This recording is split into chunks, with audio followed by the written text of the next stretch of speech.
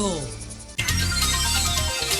8:43. Un saludo para nuestro querido amigo Nicolás Calderón. Señor. Está por aquí. Hermano de nosotros. Sí, señor, miembro del Comité Central del Partido de Liberación Dominicana. Del equipo político del doctor Leonel Fernández Reina. Así es. Y hermano de siempre. ¿Cómo no?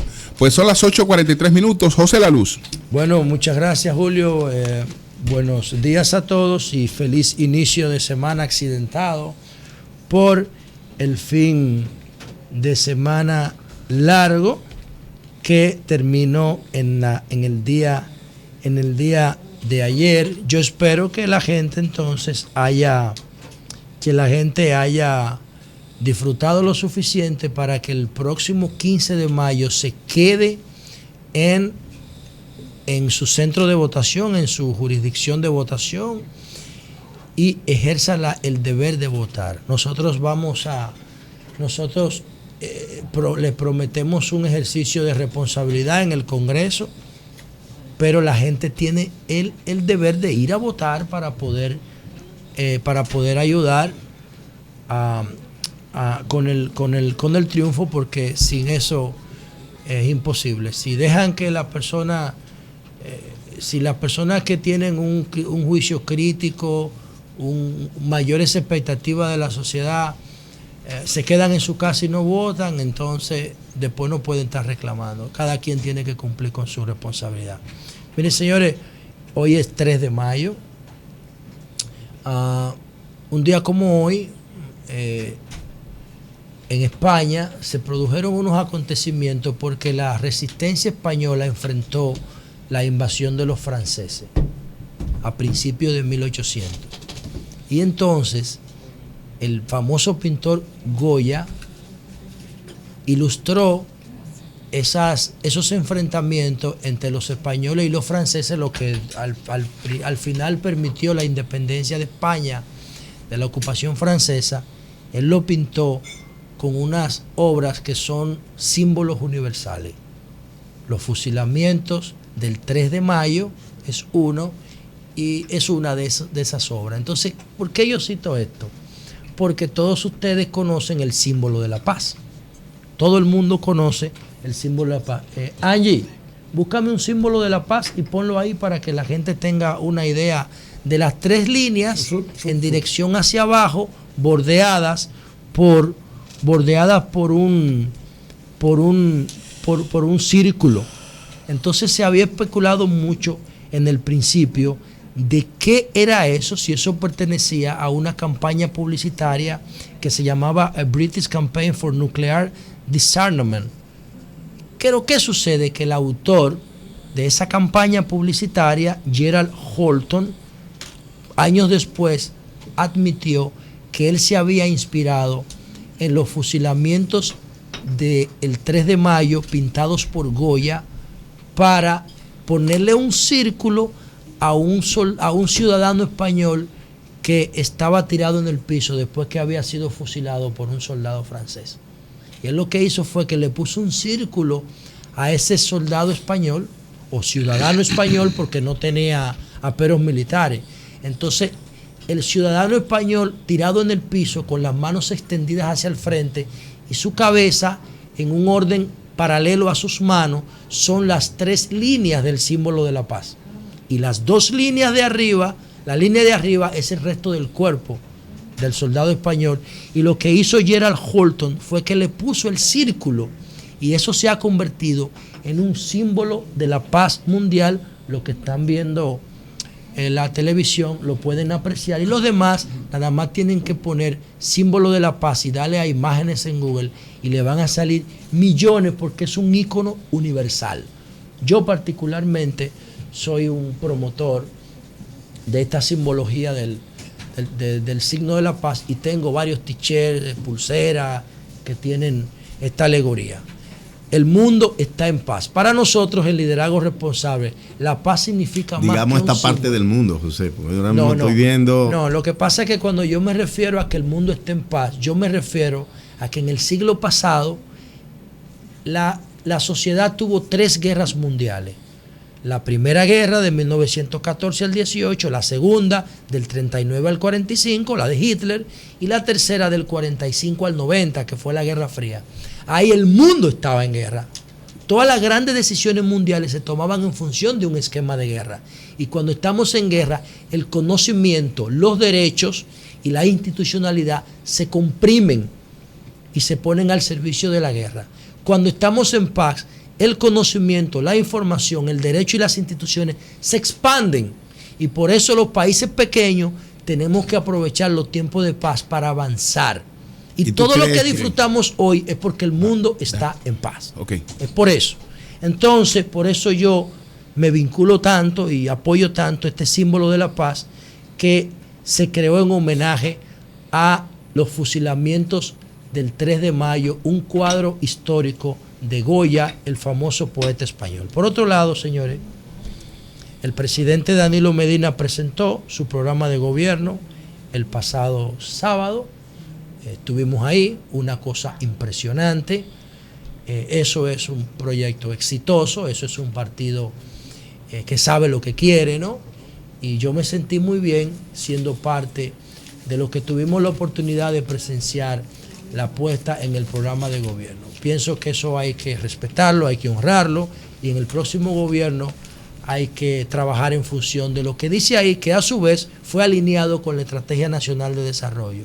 El hecho de que el presidente le dedicara quizá la parte más importante, porque trajeron una dominicana que vive fuera, que trabaja con Catherine Motica, la que nosotros ayudamos, la que fue a la NASA, la compañera de ella presentó la parte tecnológica del programa del gobierno y yo me sentí sumamente bien. Con Catherine fue que yo diseñé el botón de pánico y el hecho de que ellas estuvieran ahí. Catherine es brillante. Catherine Motica es brillante y la compañera de ella fue la que habló en el acto. Fue la que describió República Digital. Yo me sentí como si fuera yo que lo estuviera diciendo y me siento muy cómodo porque con que la tecnología forme parte de la agenda del gobierno de verdad, no un discurso, de verdad, porque lo que yo vi ahí fue a la tecnología como un eje transversal. Y por otro lado, brevemente, no voy a abundar mucho, los casos de violencia de esta semana son espantosos. Son espantosos, dan vergüenza. Y insisto, después que pase el proceso electoral, el país entero, sin importar partidos políticos, sin importar ideología, sin importar religión, tenemos que sentarnos a discutir el tema de la seguridad. Y lo digo por varias cosas fundamentales, sobre todo el caso de doña Milagro, la mamá de Dantes. Eso es desgarrador, señor. Ver el papá de José Dantes estar sereno, parado frente al cadáver de su esposa, y de un momento a otro se derrumbaba y decía: ¿qué va a pasar conmigo cuando ustedes se vayan? ¿Qué va a pasar conmigo con ustedes si mi vida entera giraba en torno a ella? Eso es algo que tú tienes que ser de piedra para no compungirte.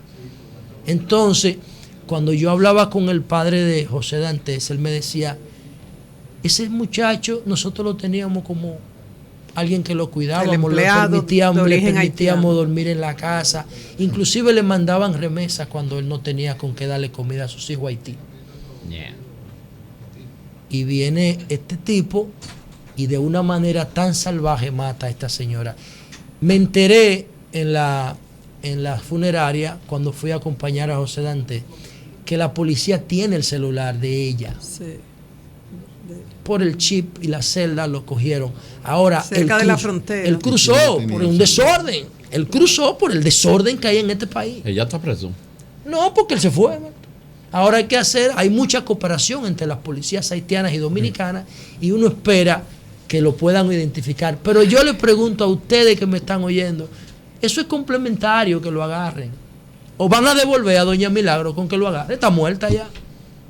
Entonces los modelos eficientes de seguridad tienen que ser preventivos, no persecutorios. Eso sacia una venganza que lo agarren, o quizá puede evitar otra muerte, que yo lo dudo que evite más muertes, por lo que le voy a decir a continuación. En Santo Domingo Norte, un accidente de tránsito provocó una discusión.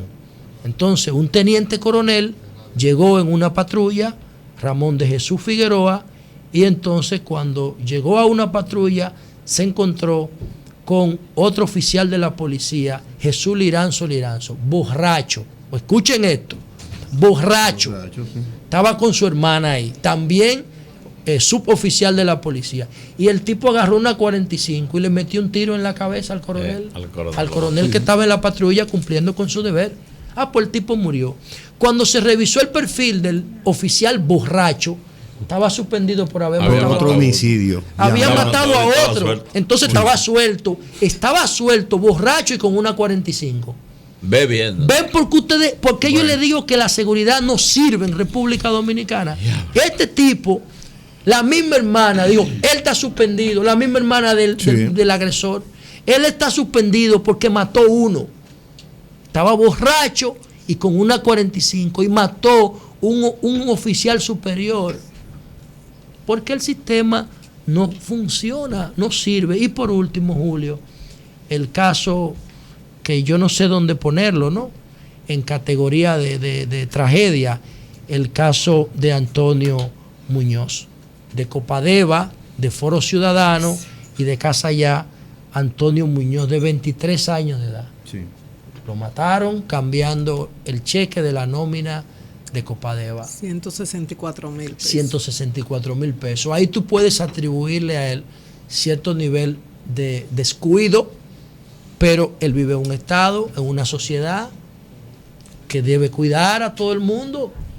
¿Entiendes? Una de las alegorías fatídicas del régimen de Trujillo era que cuando Trujillo tú podías dormir donde quiera, con cuarto en los bolsillos y la puerta abierta, porque había un Estado que te cuidaba. Nadie se atrevía. Entonces, en el caso de Antonio Muñoz, yo lo conocí. Él fue cuando estábamos en la otra emisora con el proyecto Casa Ya. Sí. De hecho, yo le pedí opinión para hacer los tichel de liderazgo responsable porque los de Casa Ya me gustaron, como ellos lo hacían.